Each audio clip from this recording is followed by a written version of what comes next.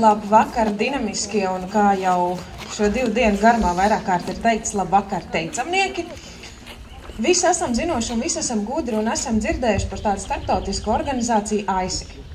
Kas ir AISIC? Lielākoties visiem asociējās ar tādu plastikātu kartiņu, tā kā studenti lielākā daļa šeit pieļauj arī, ja ne katram, tad vismaz katram otrajam kabatā ir tāda gaiša zila kartiņa.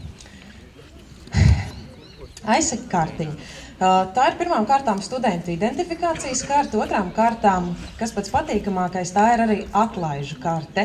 Un, lai arī mēs lielākoties uz studentiem fokusēsimies, šādas AISIC kartes ir gan skolēniem, gan studentiem, gan pasniedzējiem, gan arī vienkārši jauniešiem, kas nekur neizstudē un nemācās.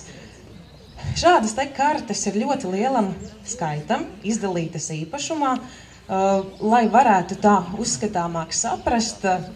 Tad šādas kartes ir 1/3 no Latvijas studentu kopējā skaita. Un ar šīm kartēm ko tad var darīt? Ir vesels 100 tādu tirzniecības vietu un organizāciju, kur šīs kartes jūs varat izmantot.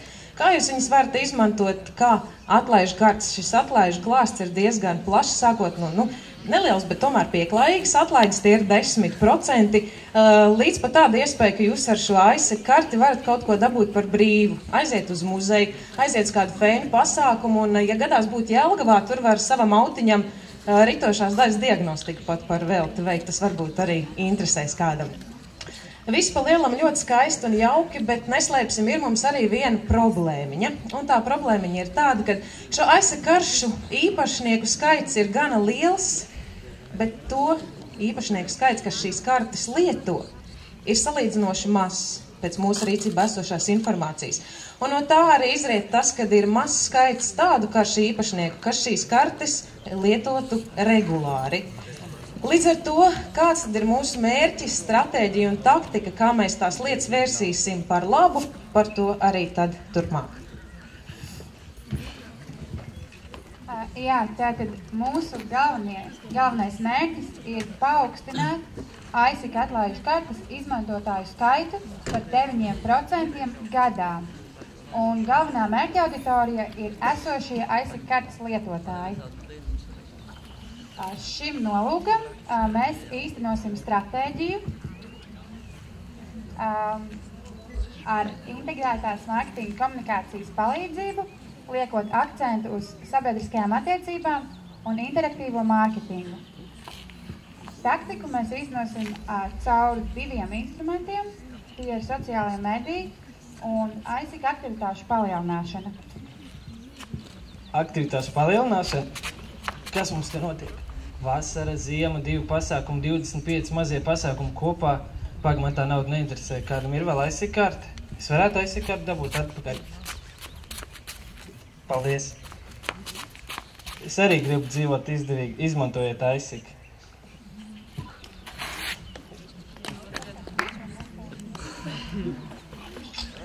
Tātad, kāds ir mūsu novērtējums? Diemžēl šīm AISIC kartēm ir viens mīnus. Tāds, ka viņas bieži apput ar putekļiem, jo viņas neizmanto. Un otrs mīnus tāds, ka viņas nevar nekādā veidā reģistrēt, kad tu izmanto. Tu uzrādi numuru un viss. Tādēļ mēs pirms un pēc kampaņas izmantosim kvantitātes pētījumu. Apjautāsim mūsu lietotājus, kuri tik tiešām lieto, un mūsu periods būs gads, un 9% pieaugums ir tikai tādēļ, ka mēs katrs spējam dot pa procentam, jo esam 9. Paldies!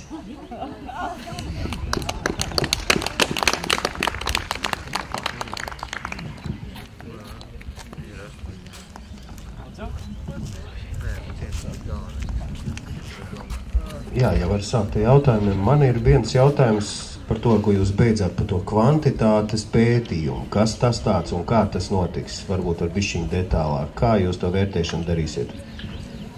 Jā, tas ir kvantitatīvais sociālais pētījums, izmantojot aptauju. Un pirms šī aptauja tiks veikta sociālajos tīklos, aptaujājot AISIC kartes lietotājus un optimāli cerot savākt pēc iespējas lielāku skaitu. Un tad attiecīgi šiem cilvēkiem vēlreiz caur šo pašu kanālu pēc kampaņas uzdodot jautājumu, par to, cik tad bieži viņi šobrīd lieto karti. Bet varbūt tad varētu detalizētāk pastāstīt par šo taktiku, jo tad laikam nav īsti skaidrs, kā tas viss notiks, jo tad tā ļoti virspusēji.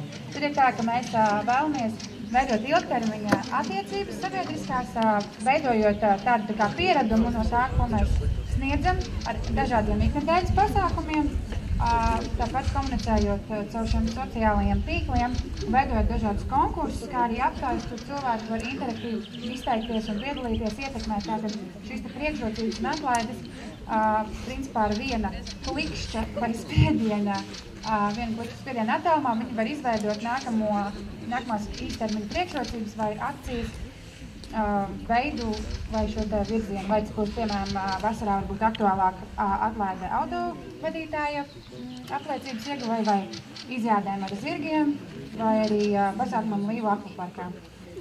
Tad mums būs 2 galvenie pasākumi vasarā un ziemā. Tā kā tas ir 1 gads, un mēs šo te kampaņu veidojam sākot no jūnija līdz pat jūnijam. Vasarā tā ir tāda tā kā aizsika nometne aktīvākajiem aizsika lietotājiem, un tas arī būs konkursu veidā, tiks izlozēts, un tur būs dažādi workshopi, tur būs mūzika, tur būs iespēja dalīties ar savām zināšanām, un ziemā tas ir atkarīgs no sezonālām īpatnībām, ja tur būs daudz sniega, un tad cilvēki varēs doties uz kalna, vai arī tiks veidots, piemēram, modas tendences. Super, paldies par atbildi, bet es aizvien jautāju, kā jūs to kvantitatīvo pētījumu veiksiet? Tātad, vai jums ir datubāze, vai es tā arī līdz galam nesapratu vēlreiz soli pa solim, kā tas notiks? Jo tā...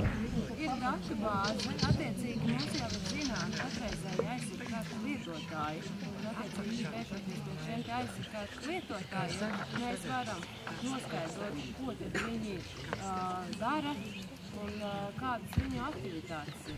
Bet kā jūs viņiem ierosināsiet, lai viņi aizpild šīs aptaujas anketas, ja viņi pat nelieto to kartīs?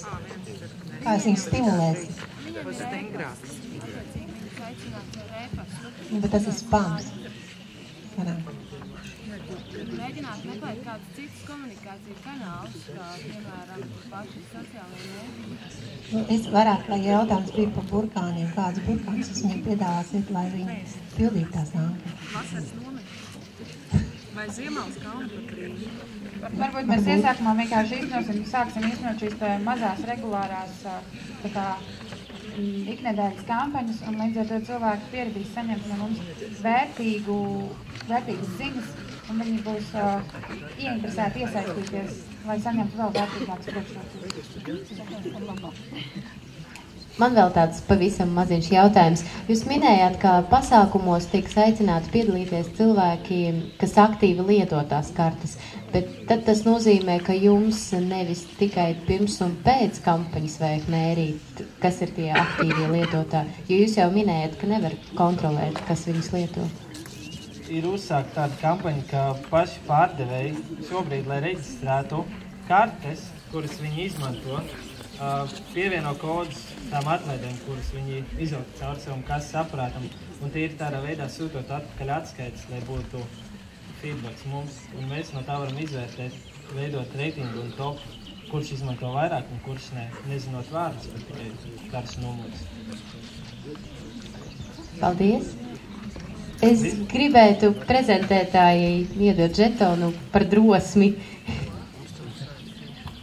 Un es jums žetonu par atbildi, kur es varēju saprast.